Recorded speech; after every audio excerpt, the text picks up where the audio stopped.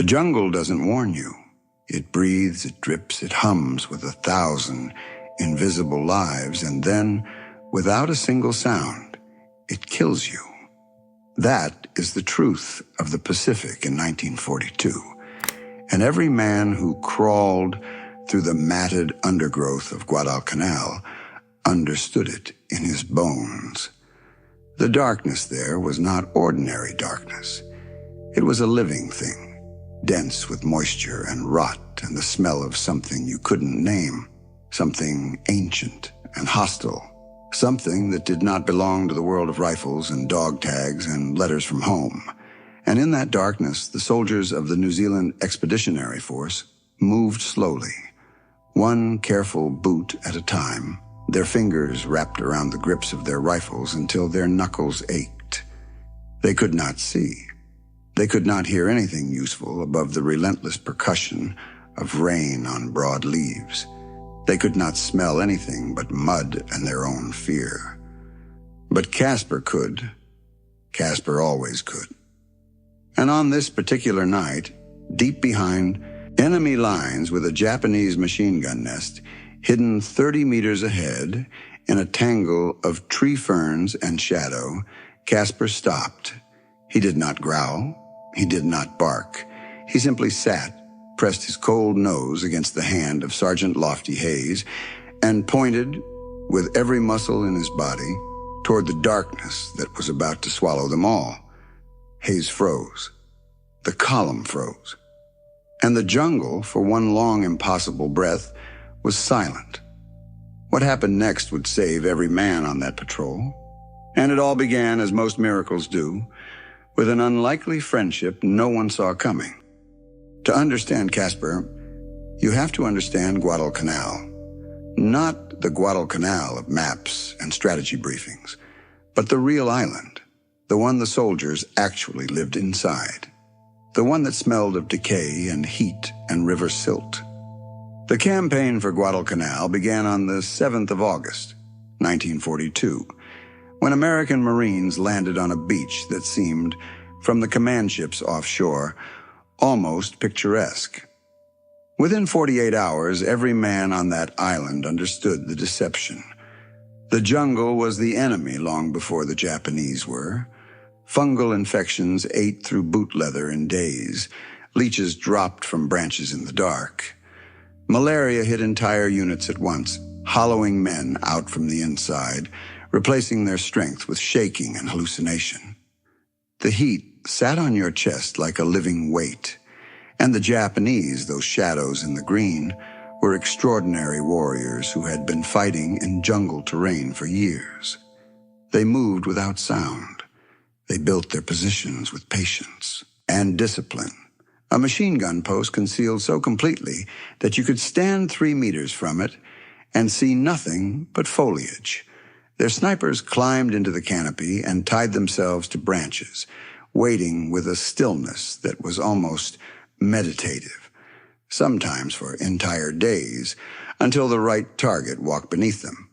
The Allied advantage in firepower meant very little in terrain where you could not see 10 meters in any direction. What mattered here was awareness. Situational awareness, the generals called it. The soldiers had a simpler name. They called it staying alive. The New Zealand Expeditionary Force arrived in the Solomons as part of the broader Allied effort to strangle Japanese expansion in the Pacific.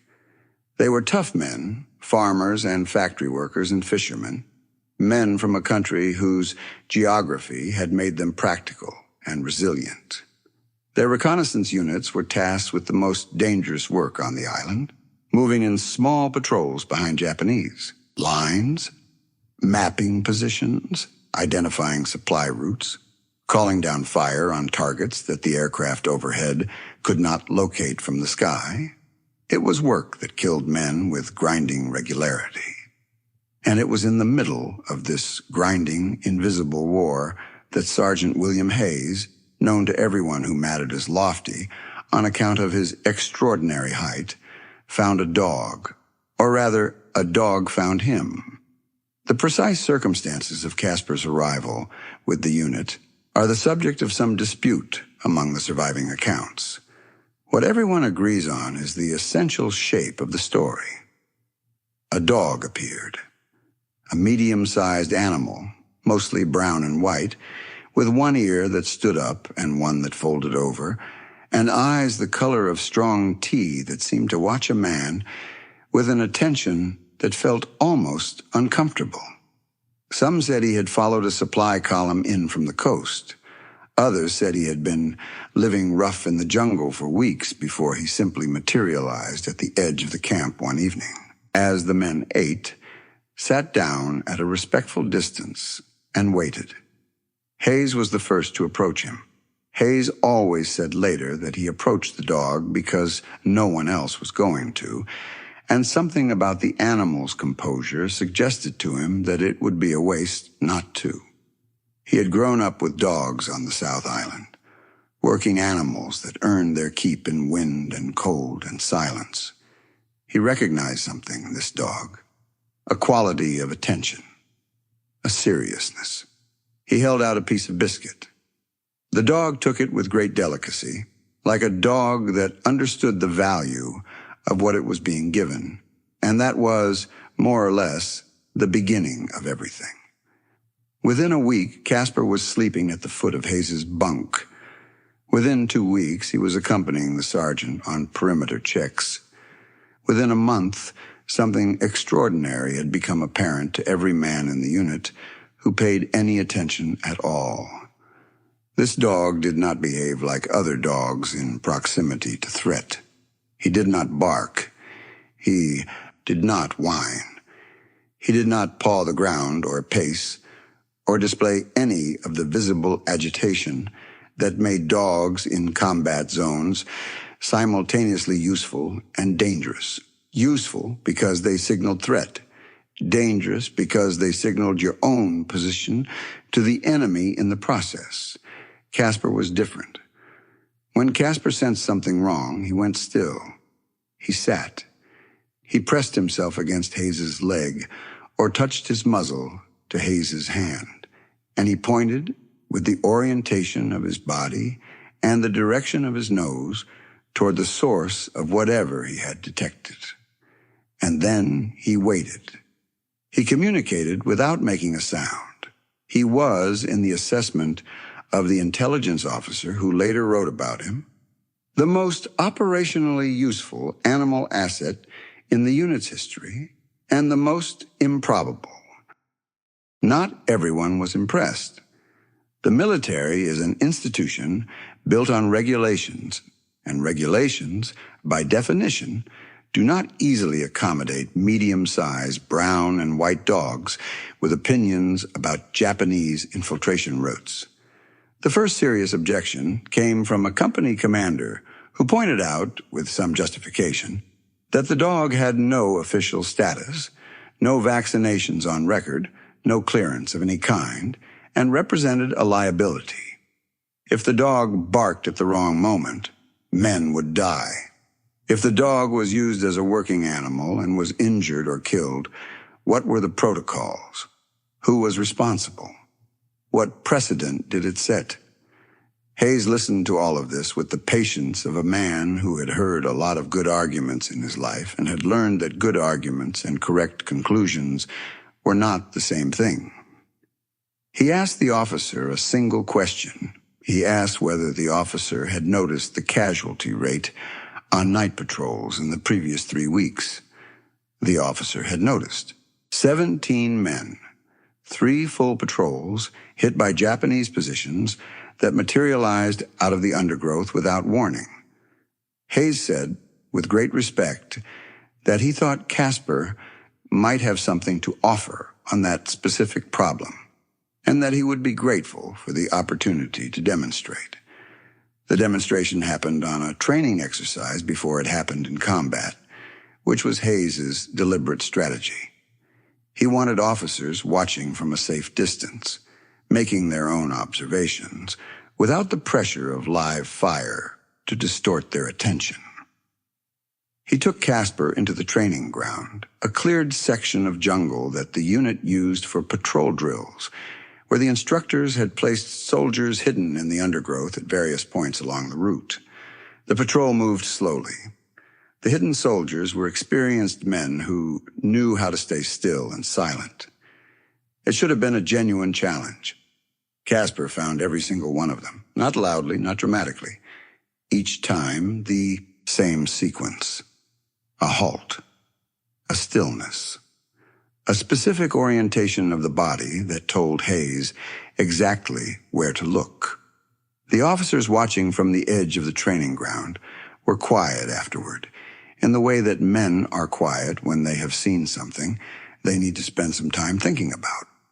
The objections did not disappear entirely. There were still questions about protocol, about the chain of responsibility, about what happened if the dog's reliability declined under fire. But the active resistance softened. Casper was given informal status as unit mascot and operational asset, which was the military's way of acknowledging that something was useful without fully committing to the administrative implications of admitting it. There were harder objections, too, ones rooted in something more personal than regulation. There were men who were uncomfortable with the idea of relying on an animal for their survival. It felt to some of them like an admission of vulnerability, like acknowledging that the technology and training that was supposed to protect them was insufficient. These men had been told that discipline and firepower and tactical planning were the tools of victory. The idea that a dog with one floppy ear was the difference between coming home and not coming home sat uneasily with a certain kind of soldier.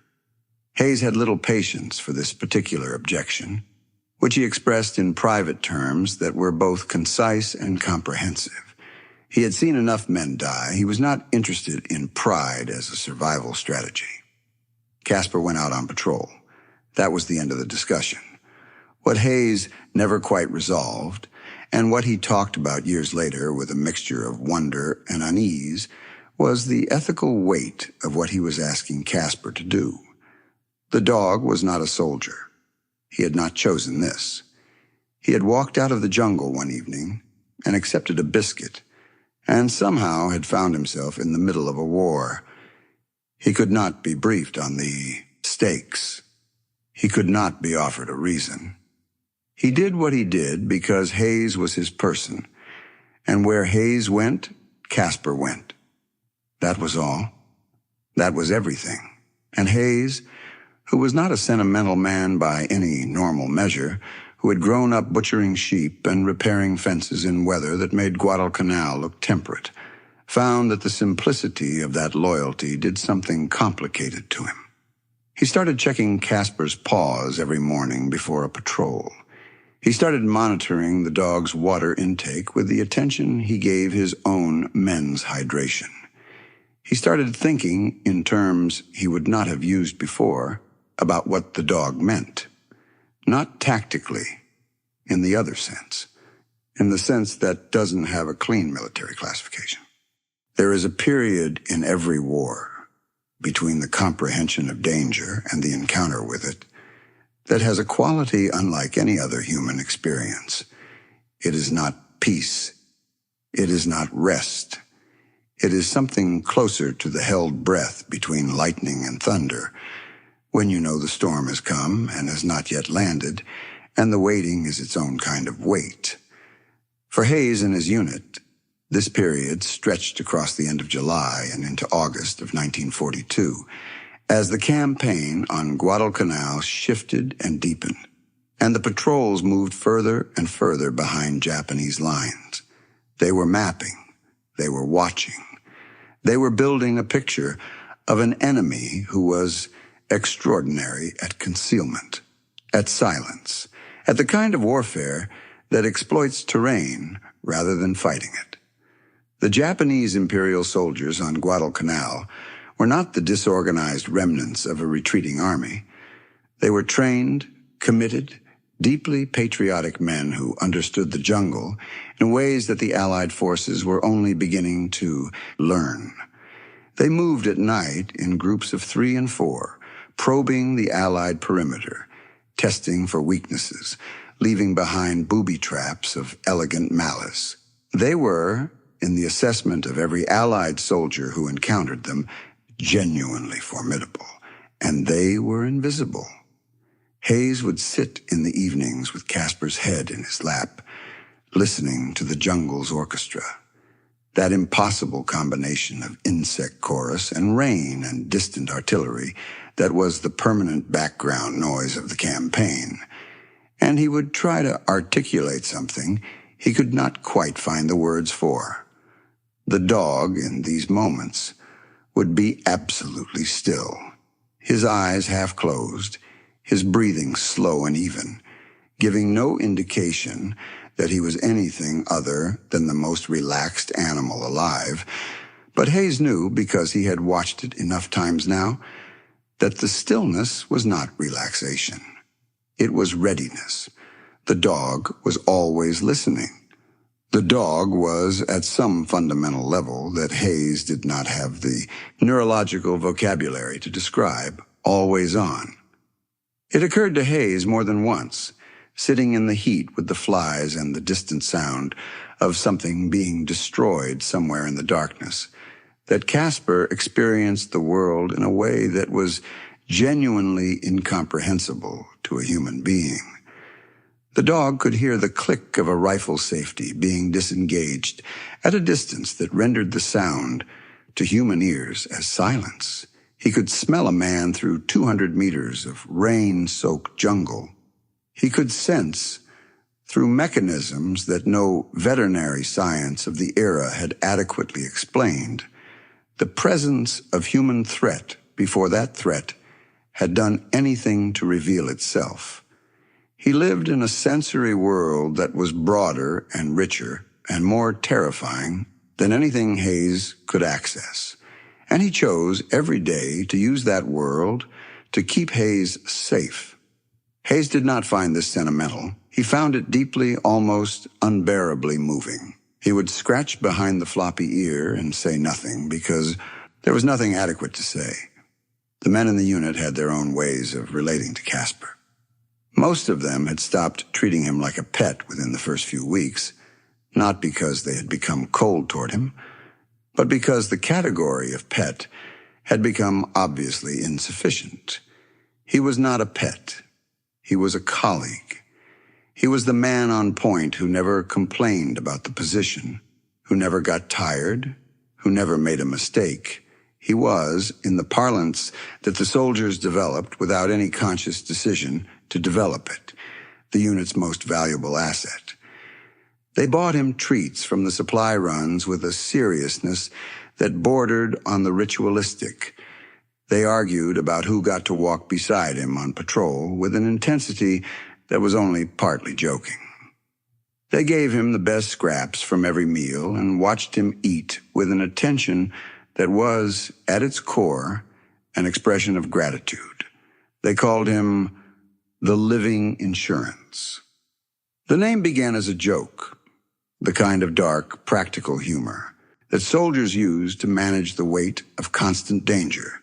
But it hardened quickly into something that felt less like a joke and more like a title. He was their insurance policy. He was the reason they expected to come home. And in the specific, lethal geography of the Guadalcanal jungle, that was not hyperbole. That was a technical assessment. There is something in this that deserves slowing down for, something worth sitting with before we move to what happened next, because what the soldiers of that unit were experiencing, in their rough, practical, unsentimental way, was something that human beings have been experiencing for tens of thousands of years. The partnership between human and dog is the oldest alliance in the natural world. It precedes agriculture, precedes writing, precedes almost everything we think of as civilization.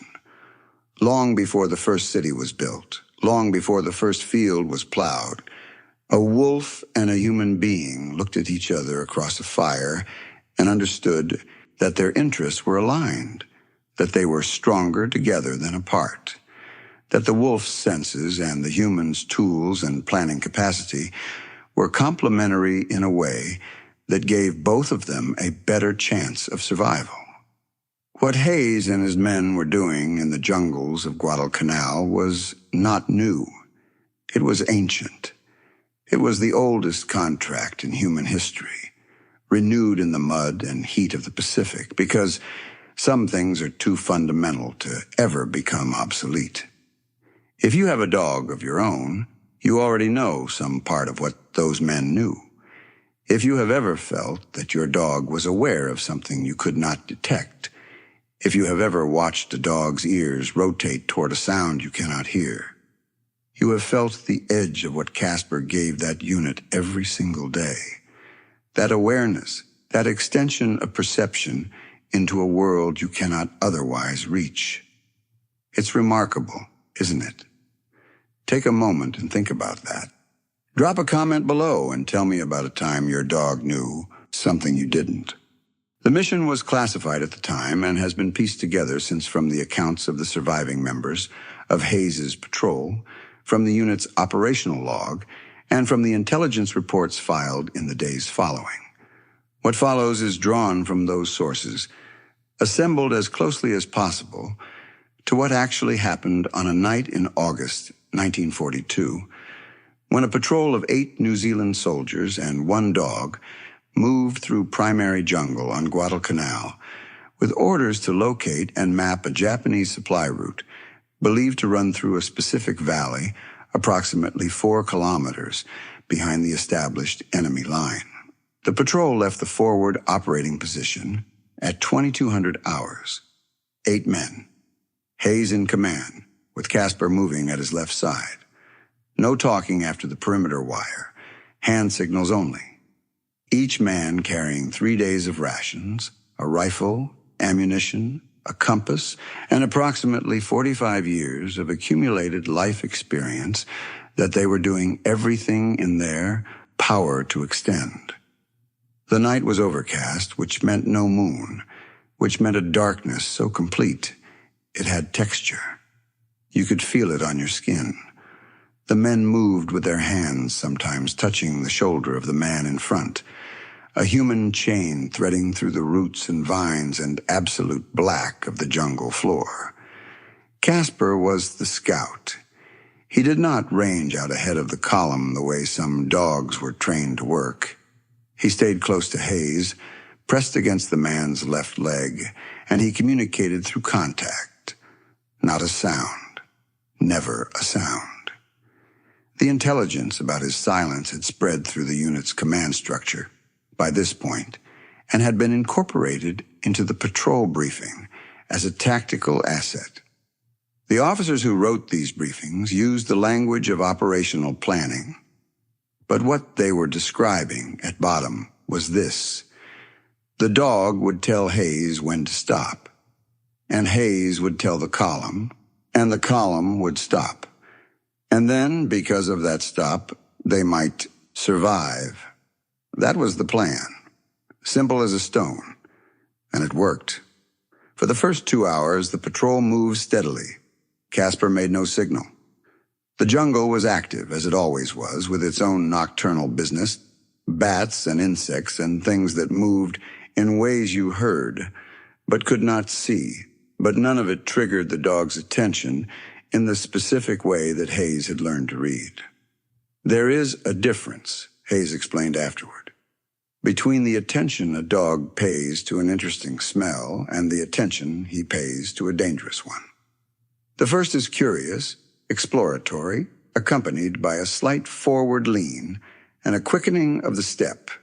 The second is something else entirely. The second is absolute. It is a concentration so complete that the dog seems, for a moment, to stop being a dog and become something closer to a mechanism, a biological instrument tuned to a single frequency. Hayes had seen it enough times to know the difference instantly, in the dark, by feel alone. They had been moving for 2 hours and 40 minutes when Casper stopped. No warning, no gradual deceleration. He simply ceased to move, and Hayes, whose hand was resting on the dog's back, felt the muscles lock. He raised his fist. The column stopped. Hayes crouched. Casper was sitting now, perfectly still, his nose oriented toward the left side of the trail at approximately 45 degrees. Hayes looked in that direction and saw nothing. This was expected. There was never anything to see. The jungle at night was a wall of black. He waited. Casper did not move. The nose held its angle. Hayes estimated the distance indicated by the dog's posture, a calculation he had refined over weeks of working together, and concluded that whatever Casper had detected was between 60 and 100 meters ahead and to the left. He signaled the column. 2 men peeled left, moving in a wide arc, taking 15 minutes to cover 40 meters, stepping with the specific care of men who understood that the next footstep might be their last. They found the Type 92 machine gun nest. At 62 meters, it was manned. The gun was oriented toward the trail. If the patrol had continued on its original line for another 30 seconds, they would have walked into a field of fire from which, in the dense undergrowth, there would have been no effective escape. The 2 scouts returned. Hayes got his men moving again, on a new bearing that curved away from the position by 150 meters before straightening back toward the objective. No contact, no fire, not a sound in either direction. The patrol continued. That was the first time that night. The second came at 0200, when the column was crossing a shallow creek bed that offered briefly slightly better visibility in both directions. Casper stopped again. This time the signal was different. A harder pressure against Hayes's leg, a quality of stillness that was in the very highest register of the dog's warning system. Hayes had only felt this particular intensity 3 times before, and each of those 3 times had preceded contact at very close range. He stopped the column and held up 2 fingers. 2 contacts, his best read of the dog's signal. The men went flat, into the creek mud and the shallow water, without hesitation, without a sound.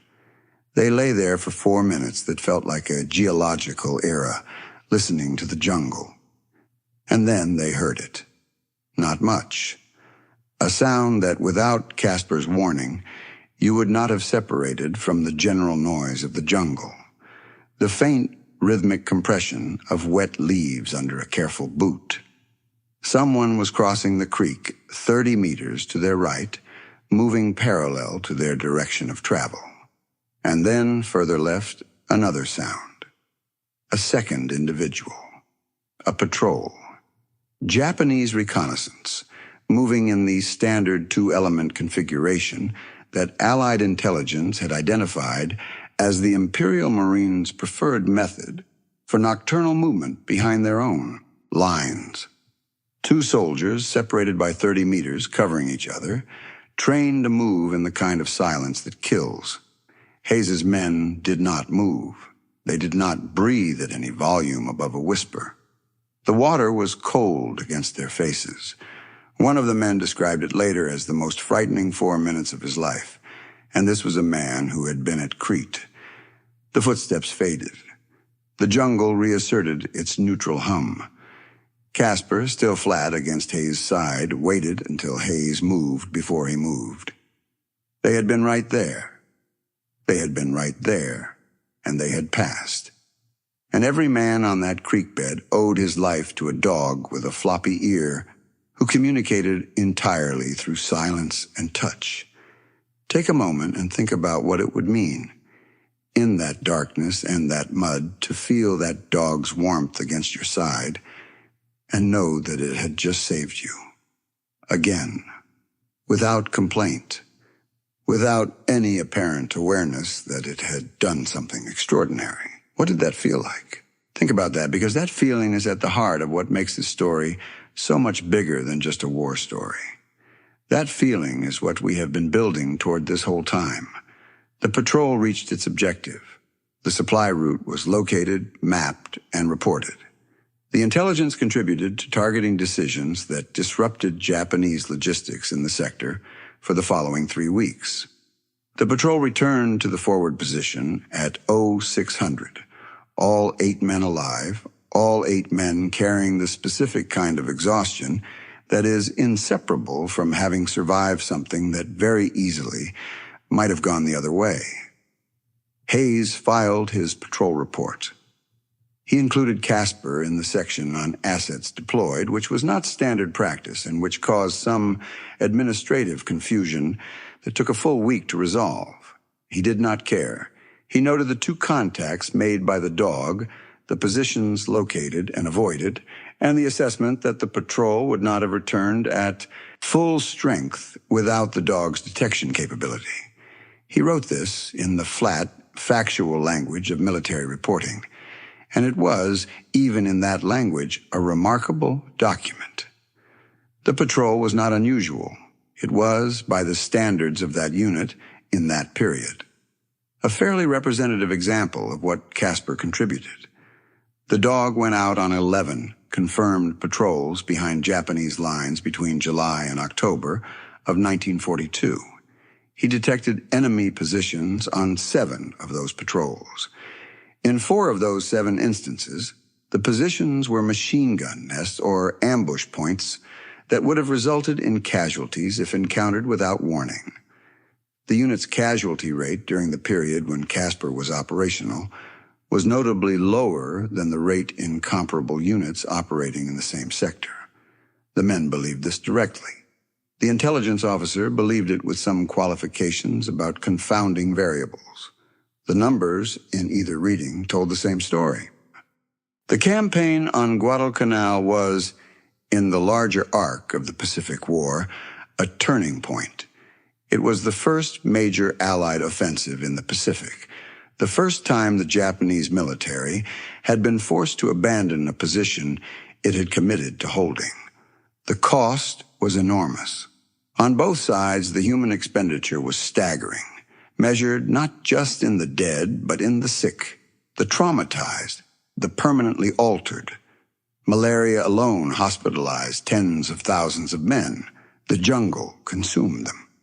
The campaign consumed them. And when it was finally over, when the last Japanese soldier had been evacuated or killed, the island that had taken so much was left to the jungle and the birds and the slow processes of tropical reclamation. The men who had fought there left. They went to hospitals or back to their units or home, carrying the island with them in their bodies and their sleep. Hayes went with them, and Casper went with Hayes. The question of what to do with Casper after the campaign was, administratively, something of a puzzle. He had no official military status. He could not be demobilized in any formal sense. He was, in the strictest bureaucratic reading, a stray dog that had attached itself to a New Zealand reconnaissance unit and had been fed on military rations for 4 months. This was the kind of problem that military administration handles by not handling it, by allowing the informal solution to persist until it becomes the official one. Hayes applied for permission to take Casper back to New Zealand. The application was processed with the kind of speed that applications receive when everyone involved wants them to succeed, and no one wants to be responsible for saying no. It was approved. The precise date and the name of the vessel that carried them home are not recorded in the accounts that survive. What is recorded is that they arrived, that Hayes went back to the South Island, that Casper went with him. What happened after that is the quiet part of the story, which is, in some ways, the most important part. Hayes settled back into the life of a farmer. He had a property outside Christchurch, sheep country, wide and cold and clean after the suffocating greenery of the Pacific. Casper adapted with apparent ease. He herded sheep with a competence that impressed Hayes's neighbors, as if the same intelligence that had detected Japanese machine gun nests at 200 meters could be repurposed without friction for managing livestock. He slept in the farmhouse at the foot of Hayes' bed, in the position he had first taken on Guadalcanal. He lived, by the accounts available, a long and contented life. He was known in the district as an extraordinary sheepdog and as the dog that had come back from the Pacific with Hayes, and that was, for the people of that community, sufficient reason for a certain respectful attention. He was not a famous dog in the way that Stubby or Cher Amy or Sergeant Reckless were famous. He did not receive medals or official recognition. His service was documented in unit records and in the private accounts of the men who had served with him, not in national archives or public ceremonies. This is not unusual. Most of the animals who served in that war, who contributed to its prosecution in ways that were genuine and sometimes decisive, are known only to historians and enthusiasts and to the few surviving accounts of the men who worked beside them. This gap between contribution and recognition is worth dwelling on. It is not, in the end, a failure of the military or of society. It is a reflection of something more fundamental about how we account for things we do not fully understand. The contribution that Casper made to his unit's survival was real, documented, and by every available measure, significant. But the systems we have for acknowledging military service, medals, ranks, citations, the formal architecture of institutional gratitude, were built for human beings. They were built to recognize a kind of service that the institution had anticipated and could categorize.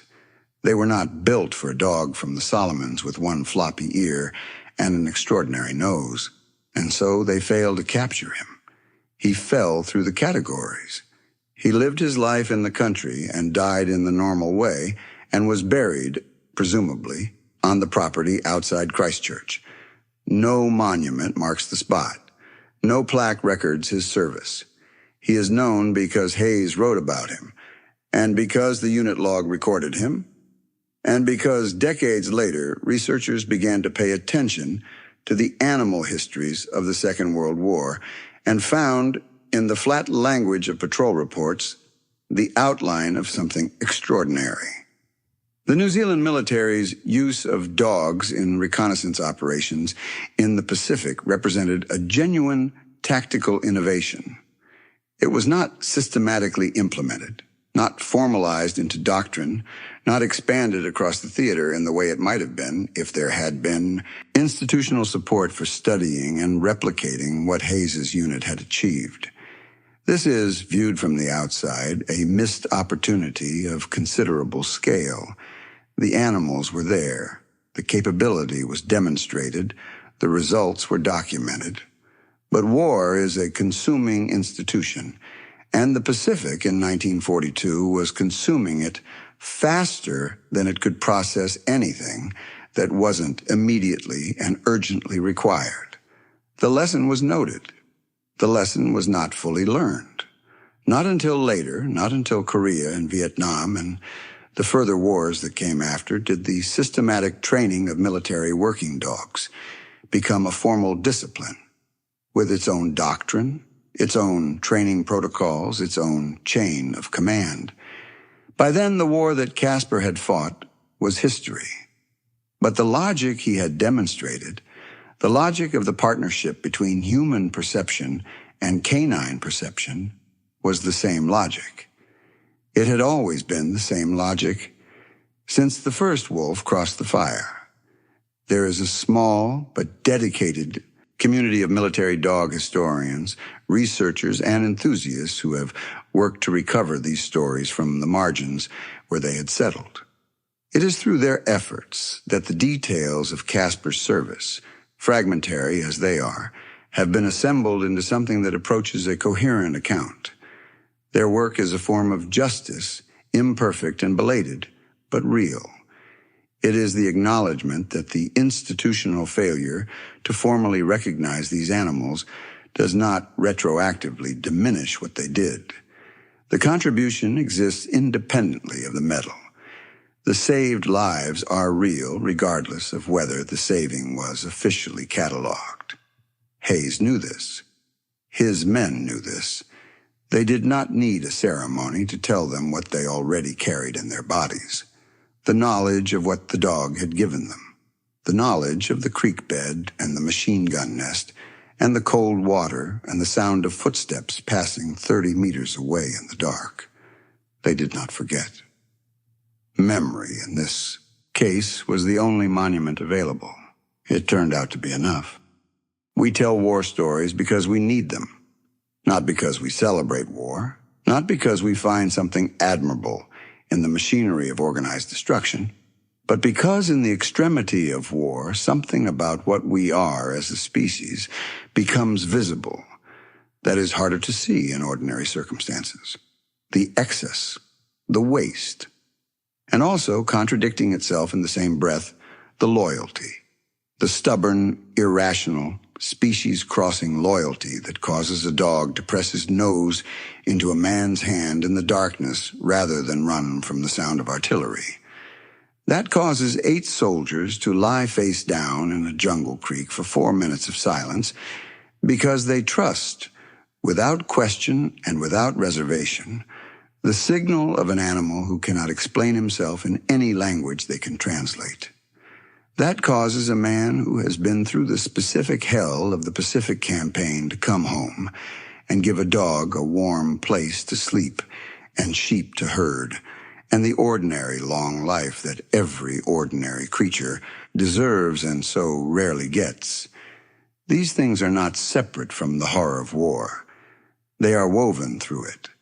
They are what makes the horror bearable to examine. They are what makes it human, in the broadest possible sense of that word.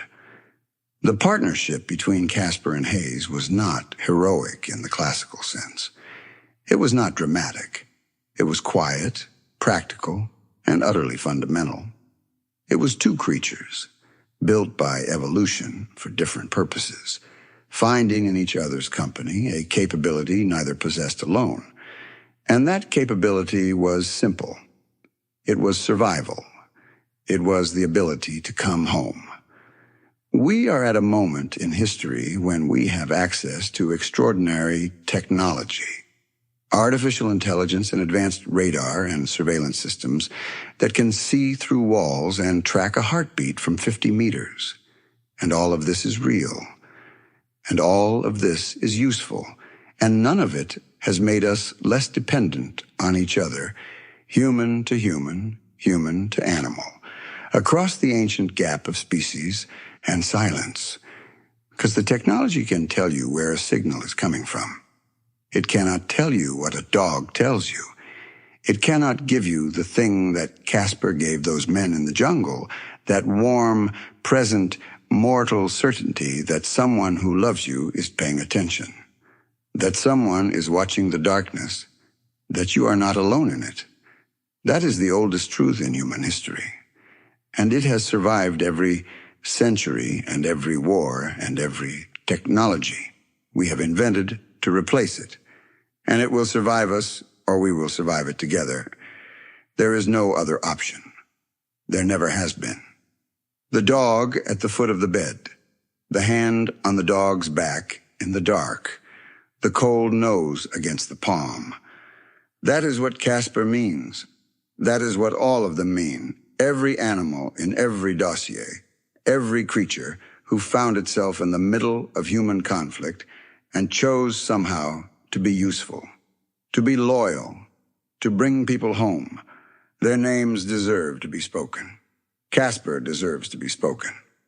Say his name if you can. Remember what he did in the dark on that island, in the mud and the heat and the absolute silence of a jungle that wanted to kill everything that moved through it, and what he gave every patrol without asking for anything in return except the biscuit and the scratch behind the ear and the warmth of a man who was paying attention.